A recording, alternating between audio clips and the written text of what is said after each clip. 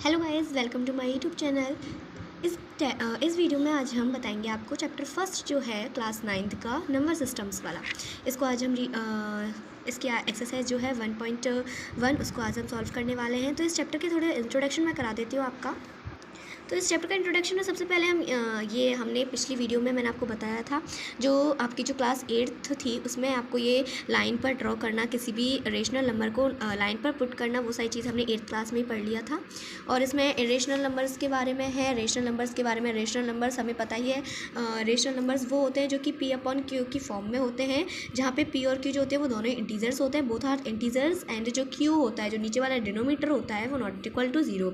ये चीज़ हमें 7th में भी पता है। और इरेशनल नंबर्स वो होते हैं जो कि हम पी अपॉन क्यू की फॉर्म में जिनको नहीं लिखते हैं, और जिनको हम पी अपॉन क्यू की फॉर्म में नहीं लिख पाते हैं, और वो पी अपॉन क्यू दोनों इंटीजर्स नहीं होते हैं, और जो क्यू होता है वो नॉट इक्वल टू 0। ये पूरा स्टेटमेंट है वो इरेशनल नंबर के लिए जस्ट अपोजिट है, ठीक है। फिर इसमें जैसे एग्जांपल सेकंड इसमें पूछ रहा है कि 5 रेशनल नंबर्स बिटवीन इतने 1 और 2 के डिजिट के बीच में 5 रेशनल नंबर्स निकालने हैं। तो ये सारी चीज़ हम एक्सरसाइज में सॉल्व। तो फर्स्ट क्वेश्चन है हमारा ये, जो कि मैंने ऑलरेडी कॉपी में लिख रखा है। Is 0 a rational number? Can you write it in the form of P upon Q where P and Q are integers and Q not equal to 0। सबसे पहले हमें क्वेश्चन सॉल्व करने से पहले क्वेश्चन की डेफिनेशन को समझना ज़रूरी होता है कि वो जो क्वेश्चन है वो क्या रहा है। और इस बुक में मेनली 90% जो है वो एक्सरसाइज बेस्ड ऑन है सिर्फ और सिर्फ इस वर्ड प्रॉब्लम पर, जिसमें जैसे आपको सिंप्लीफाई के क्वेश्चन आया करते थे 8th तक, लेकिन 9th 10th में अब जो क्वेश्चन हैं वो सिर्फ वर्ड प्रॉब्लम के बेस्ड पर आया करेंगे। तो इस वजह से आपको सबसे पहले ये क्वेश्चन के मीनिंग आना बहुत ज़्यादा ज़रूरी होता है। तो कह रहा है इस 0 ए रेशनल नंबर? 0 जो है वो रेशनल नंबर होता है? सबसे पहले हमें इसका जवाब देना है। तो यस, 0 ए रेशनल नंबर होता है। Can you write it in the form of P upon Q where P and Q are integers and Q not equal to 0। तो हम क्या उसको, उस 0 की बात हो रही है, क्या उस 0 को पी अपॉन क्यू की फॉर्म में लिख सकते हैं? मतलब एक रेशनल नंबर की फॉर्म में लिख सकते हैं जहाँ पे पी और क्यू जो है वो बोथ आर इंटीजर्स हो और क्यू जो है वो नॉट इक्वल टू 0 हो। बिल्कुल लिख सकते हैं। देखिए जैसे yes we can write it in the form of P upon Q. मैंने डॉट डॉट लगा दिए, इसका मतलब है कि पी अपॉन क्यू के बाद जितना भी पैराग्राफ है आप लिख लेना। मैंने ऐसे डॉट डॉट लगा दिया है। और फिर एग्जांपल देखिए मैंने लिखा है, जैसे एग्जांपल है 0.6। यहाँ पे 0 आ रहा है, वो पी अपॉन क्यू की फॉर्म में आ रहा है, ये 0 है ना। और हमने ये पी अपॉन क्यू की फॉर्म में लिख दिया है, जहाँ पे ये इंटीजर्स बोथ है, 0 भी एक इंटीजर होता है और 6 भी एक इंटीजर होता है, और ये जो क्यू है वो नॉट इक्वल टू 0। तो इस फॉर्म में हम 0 को लिख सकते हैं। 0 डिनोमीटर में आती नहीं है, ये चीज़ आपको पहले से पता है, लेकिन हम न्यूमरेटर में 0 लगा सकते हैं। तो ये स्टेटमेंट यस होगा कि हाँ, हम 0 को एक रेशनल नंबर की फॉर्म में लिख सकते हैं, और 0 एक रेशनल नंबर होता है, ठीक है। आपको फर्स्ट क्वेश्चन सभी को समझ में आ गया होगा, बहुत सिंपल क्वेश्चन है ये, और मैंने अच्छे से एक्सप्लेन भी कर दिया है, ठीक है। अब हम आते हैं सेकंड क्वेश्चन पर। तो सेकंड क्वेश्चन है find 6 rational numbers between 3 and 4। जिस एग्जाम्पल की मैं बात कर रही थी वही एग्जाम्पल है, सिर्फ इसमें डिजिट्स का चेंज है, और उसमें 5 पूछ रहा था, इसमें 6 रेशनल नंबर पूछ रहा है। ये बहुत ईजी है। हमने 8th क्लास में भी, 8th की बुक में भी, RS अग्रवाल की जो बुक थी उसके अंदर भी रेशनल नंबर्स बिटवीन ऐसे निकालने के लिए आते थे, लेकिन कम और ज़्यादा काफ़ी आते हैं। तो उस हिसाब से हम कर सकते हैं। जैसे मैं बताती हूँ कैसे करेंगे। जैसे यहाँ पे मैंने सॉल्व कर दिया है, इसमें find 6 rational numbers between 3 and 4 था। तो हम ज़्यादा रेशनल नंबर्स होते हैं तो हम मल्टीप्लाई करके ही निकाल लेते हैं। अगर हमारे लिए 1 और 2 पूछा जाता है तो जो हम फॉर्मूला लगाते हैं, जैसे 1 और 2 पूछे जाते हैं, या फिर एक नए रेशनल नंबर निकालना है, फिर 2 रेशनल नंबर निकालना है, तो हम कौन सा फॉर्मूला लगाते हैं? 3+4 और डिवाइड बाय 2, ये वाला फार्मूला हम निकालते हैं, ठीक है। जिसमें फिर 7 डिवाइड बाई 2 कर देते हैं, है ना। तो इस तरह से हम फिर जो आंसर आता है फिर उसका एक रेशनल नंबर निकल जाएगा, फिर दो निकालने होते हैं तो एक डिजिट को एक और प्लस करके जो आंसर आता है उसको प्लस करके उसमें इसमें से कोई एक डिजिट को प्लस करके ऐसे डिवाइड 2 कर देते हैं, जिससे हम ईजिली निकाल सकते हैं। लेकिन अब यहाँ पे ज़्यादा पूछ रहा है तो अगर हम ऐसे कर करके निकाल सकते हैं, लेकिन वेस्टेज ऑफ टाइम है, इसमें ज़्यादा टाइम लगेगा। तो हम सबसे पहले सिंपल फार्मूला लगाते हैं। जैसे अगर यहाँ पे आपके लिए 6 रेशनल नंबर पूछा है तो हम आप 6 भी ले सकते हैं, या फिर एक एक्स्ट्रा लेके चलना चाहिए हमें हमेशा। अगर बीच में कम पड़ जाए तो फिर इस वजह से हम 7 रेशनल नंबर लेंगे, ठीक है।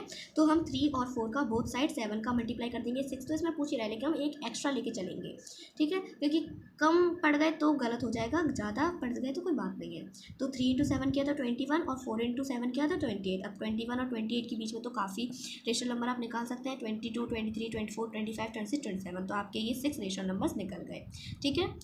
फिर आते हैं हम थर्ड क्वेश्चन पर। थर्ड क्वेश्चन भी सेम ऐसा ही है, मैंने सॉल्व कर दिया है। Find 5 rational number between 3/5 and 4/5। Same यही फॉर्मूला हम यूज़ करेंगे।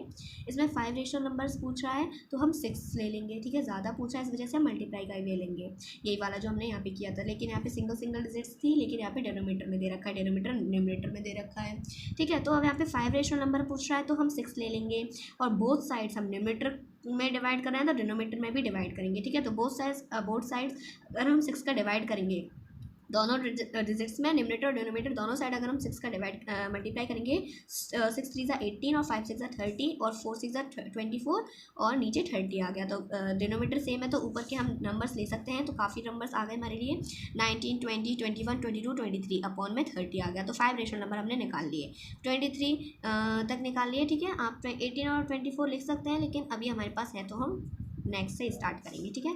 फिर अब हम आते हैं ट्रू फॉल्स पर। तो ट्रू फॉल्स पर आते हैं। तो फर्स्ट ट्रू फॉल्स है, वो कह रहा है कि every natural number is a whole number. हर एक नेचुरल नंबर वोल नंबर होता है। ये बात ट्रू है, क्योंकि नेचुरल नंबर जितने भी होते हैं वो सारे वोल नंबर ही होते हैं, ठीक है। फिर ये कह रहा है कि every integer is a whole number. जितने भी इंटीजर्स होते हैं वो वोल नंबर होते हैं। ये रॉन्ग है। इसका रीज़न हम ये दे सकते हैं, क्योंकि इंटीजर्स जो होते हैं ना, उनमें नेगेटिव नंबर्स भी आते हैं, जैसे 0 1 2 3 ये सारे तो आते ही हैं इंटीजर्स में, लेकिन -1 -2 -3 आपने जब नंबर लाइन ड्रॉ करते हो तो भी लिखे होंगे। तो ये नेगेटिव नंबर्स भी आते हैं जो कि वोल नंबर में नहीं होते। इस वजह से जितने भी इंटीजर्स होते हैं वो वोल नंबर नहीं हो सकते। तो ये आपके लिए क्यों नहीं है, इस वजह से मैंने रीज़न भी दे दिया है, क्योंकि इसमें नेगेटिव नंबर्स भी आते हैं। फिर ये कह रहा है third, every rational number is a whole number. जितने भी रेशनल नंबर्स होते हैं वो सारे वोल नंबर होते हैं। ये भी रॉन्ग है। क्यों? क्योंकि जितने भी रेशनल नंबर होते हैं वो सारे इंटीजर्स होते हैं। जो हम रेशनल नंबर की डेफिनेशन पढ़ते हैं तो P/Q बोथ आर इंटीजर्स पढ़ते हैं ना में से। तो उसी तरह ये अगर इंटीजर्स हो गए, इंटीजर्स वोल नंबर होते ही नहीं है। वही नेगेटिव रीज़न, वही नेगेटिव नंबर्स के लिए, तो ये भी फॉल्स होगा, ठीक है। रेशनल नंबर इंटीजर्स होते हैं, लेकिन इंटीजर्स वोल नंबर नहीं होते। तो बात वही इंटीजर्स, ये वाला स्टेटमेंट ही हो रहा है, बन रहा है दोबारा से।